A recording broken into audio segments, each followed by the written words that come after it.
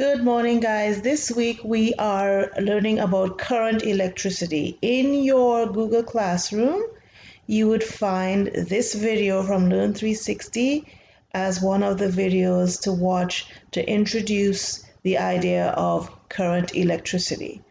Also, you will find a PowerPoint, which is this one, and I'm going to go through that in a minute. And then you will find a link to this simulation, and I will also be using that during this presentation to show you how to use it. Also, this week you need to be able to access your textbook, and I put a post previously to show you how to get to your virtual textbook. You don't have to download it. You sign into My Nelson. I gave you the password and the username already. And then you'll have access to the textbook flipping pages just like normal, unless you have the textbook at home, of course. So let me first go through the PowerPoint. This is the PowerPoint you have in your classroom, and I'm just going to go through quickly what are the basic things that are outlined. So this week is current electricity, and this is the first lesson on current. We have a few lessons that we'll be going through with current, perhaps 2 weeks ahead of us. So this explains what current electricity is. Current electricity is electricity in motion, electricity that is flowing from one place to another. Electrons are moving. Contrast to static, which is electrons building up on a surface. Current electricity is much more useful and much more controlled. You can measure current electricity using something called an ammeter. Our next lesson we'll talk about measuring stuff, but I just wanted to mention that here. And current electricity is able to flow through conductors like copper and carbon and so on. But insulators do not let electrons flow, and so as we learned before, they can have charges build up but not flow through. Electric circuits are the term we use for when we create a situation in which we want electrons to flow and use that energy for something useful.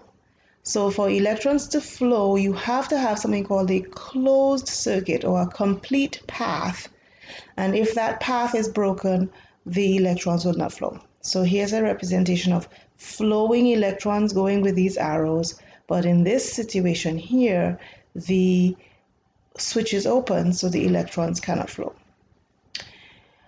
Every electric circuit has several parts to it. The first part is called the source, which is usually a battery or something that pushes the electrons through the circuit, and it's called the source. Or a power supply is another name for the source. So your energy source is one part of the circuit. Another part of the circuit is called the load. The load converts electrical energy to another form, like light with a bulb, or heat or sound. Every circuit also has a part called a switch or a control mechanism. Some control mechanisms include switches, or you can have a fuse or a circuit breaker, which are also ways to control or stop the flow of electricity. If a circuit doesn't have a load, and electrons just are able to flow without being used, it's actually a dangerous situation. So a circuit must have not only the source and the switch, but it must have a load, otherwise it will be a dangerous situation where the electrons are not able to be used. Electrons in a circuit flowing without any use it leads to short circuiting. Now electrons, the direction in which they flow is from the negative part of the battery over to the positive part. And this flow is what we refer to as current. Now, how do we represent circuits or situations that allow for the flow of current, or circuit diagrams, is a way to show a circuit. We do not always draw wires and batteries and bulbs like these.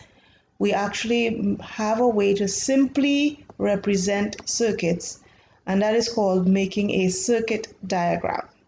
It uses symbols and straight lines in order to show some of these circuits. So we are going to be drawing circuit diagrams this week. So here's an example of a circuit that has the actual parts, a battery, a switch, and so on. And in order to represent that, we use straight lines and symbols like these. Here's another circuit with symbols for bulb, battery, switch. Here's another circuit, which is a very uncontrolled circuit and would actually lead to a problem, a short circuiting or even a fire. Okay, now these symbols, I will direct you to the textbook to show you where to find them. Okay, so this is the end of the PowerPoint. There's a video here that you can watch. It is very short. I'm going to expand one PowerPoint and show you how to use this.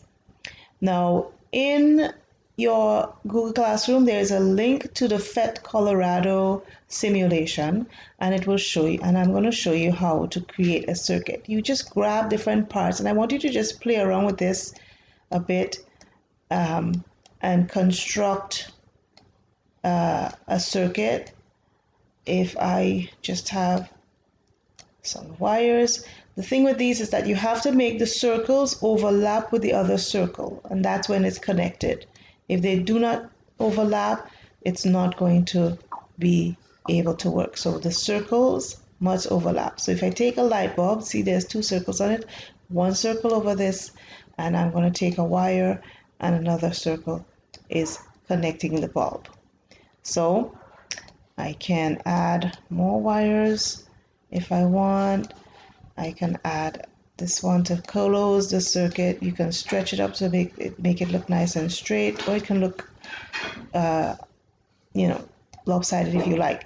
When I close the circuit, notice it shows the electrons flowing out of the negative side of the battery and around to the positive side and lighting up the bulb. You can play around with this. If you select this part and press delete on your computer, it will remove it. You can add a second battery if you like.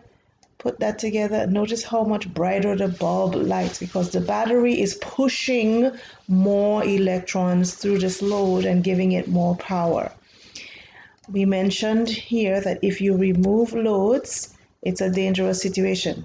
See, there we go. Electrons flow so quickly that they create an explosion of your batteries in this circuit. So I'm going to open that switch, and I'm not going to keep doing that. So because I don't want to encourage you in making explosions, right? You can also add more than one bulb if you like. I'm going to take out this wire and put in a second light bulb. Stretch this wire a bit, and then close my switch, and then you can see that they will light up as well. So we will be exploring more of these.